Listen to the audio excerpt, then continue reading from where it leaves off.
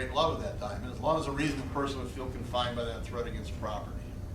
So combine reasonable person test with threat of force against property. Stay there or I'll hit your kid, same thing. So the threat of force does not have to be directed at the plaintiff. It can be directed at the plaintiff, a third party, or property. It'll all be kept common sense by the reasonable person test.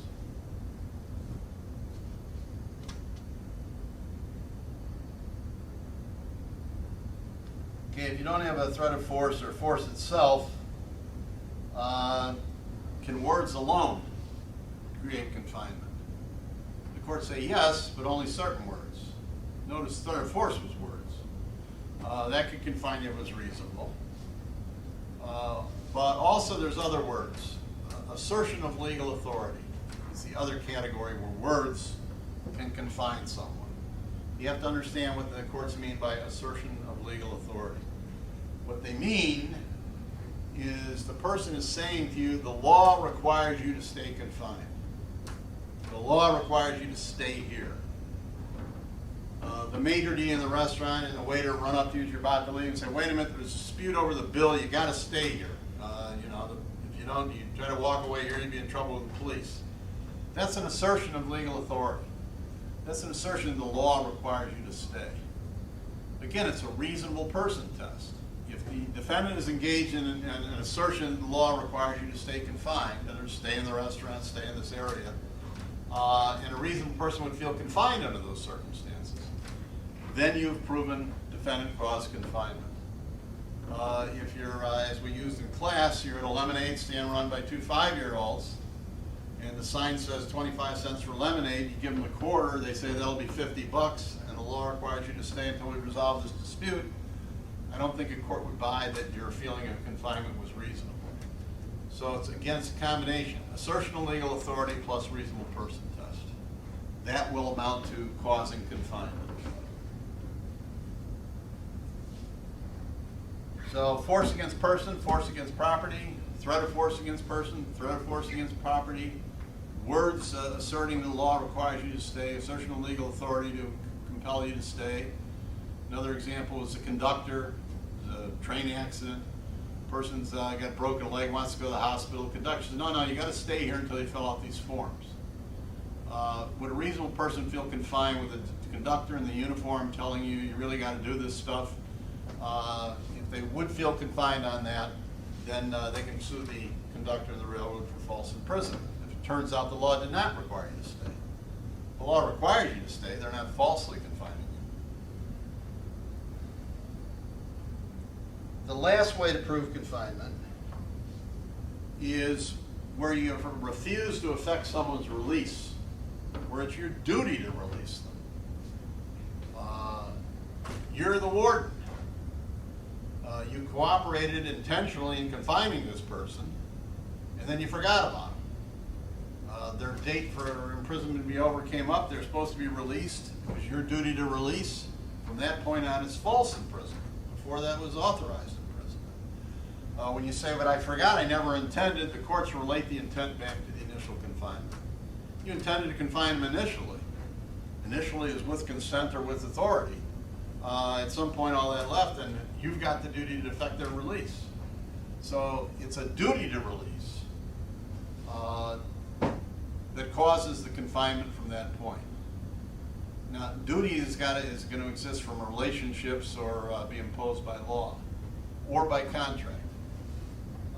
If I hire you to work in my coal mines for 8 hours, and I'm the one that sends you down in the elevator, and I got to push the button to make the elevator come back up, and I forget, and you're down there for 12 hours before I remember it, I have falsely confined you. I had a duty to release you at the end of 8 hours.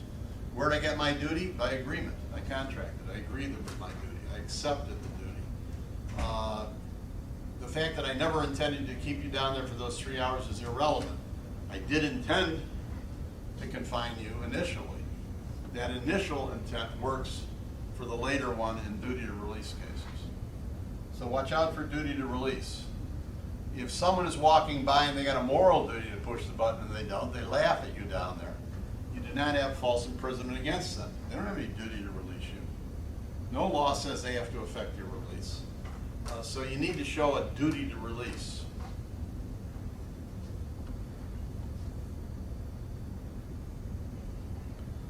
And don't fall for moral pressure or other kind of social pressures causing confinement. There are a few states that accept that. I think California accepts, may accept social pressure, but the general rule that you're operating on, and the general rule in the vast majority is, a reasonable person felt confined because the boss said, stay an extra 2 hours or I'll fire you. You can't sue that person for false imprisonment. You weren't confined. You were physically free to go. They did not say the law requires you to stay. They didn't threaten force. They threatened to fire you. That doesn't fit into any one of the categories. That's moral or financial pressure that confines you. Those don't work. Only the categories we've gone through work for this tort. So you have a compelling case that any reasonable person would feel confined. Unless there was a threat of force against person or property, or you were physically confined, or an assertion of legal authority or a duty, it ain't confinement. So don't fall for social pressure, moral pressure, financial pressure, outrageously imposed upon someone that does confine that person, and any reasonable person would feel confined. The courts don't accept that argument.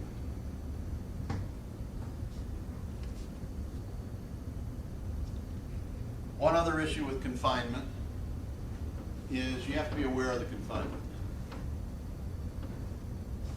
I lock you in somewhere for 8 hours, but you were asleep. The courts say don't waste our time. This is what they call a dignitary tort. You know, you've got certain freedoms and you're aware you can't exercise them. That's confinement. If you're not aware at all, you're not confined. The restatement, in one or two older cases, it just doesn't come up, says awareness or physical harm. So even though you weren't aware, your confinement did cause you physical harm. I locked you in the shed out back. You were dead drunk, you were asleep, you were in the shed already. I just locked it. I locked it for 3 hours. You snored all through the 3 hours, but in the meantime, the roof fell in and injured you. I think that's a bad example I just came up with. The confinement isn't caused because you would have been there anyway. So we don't have causation there. You got up. Don't use that either. Let's stick with this one. You're an infant, and while you're asleep, you suffocate. There you got physical harm, but no awareness. So to be safe, say physical confinement is not confinement unless you're aware, or in some jurisdictions, physical harm even without awareness. That will cover it. And the restatement does say either you are aware or, if you weren't aware, physical harm.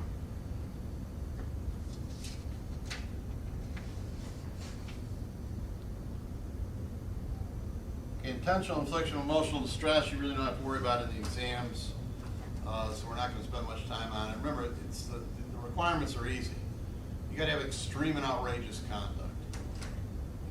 Students have a tendency to find all bad conduct extreme and outrageous, but the courts are serious about that. They're using two big adjectives. It's got to be extreme. It's got to be outrageous. A number of the courts have used Prosser's phrase in deciding whether it's extreme and outrageous. Prosser, again, summarizing all the cases, saying they seem to be limited to where the conduct is beyond the bounds that any decent society would tolerate, beyond the bounds tolerated by a decent society, and of a nature especially calculated to bring about severe emotional distress. So it's hard to establish that first requirement of extreme and outrageous conduct. If you've got that, then you ask yourself, did it cause severe emotional distress? Not emotional distress, not bad emotional distress, not a lot of emotional distress, severe. And we've seen that some courts are more liberal on how much severity you need to meet this tort, and others are much more conservative and demand much more. A number of jurisdictions like Maryland say it's got to be a medically disabling distress. I think in DC it's got to be distress so severe that you need medical treatment for that distress, even if it's not disabling. So it's going to be a rare case that you've got this. Ordinarily you don't need it. You usually have some other tort where you get distress.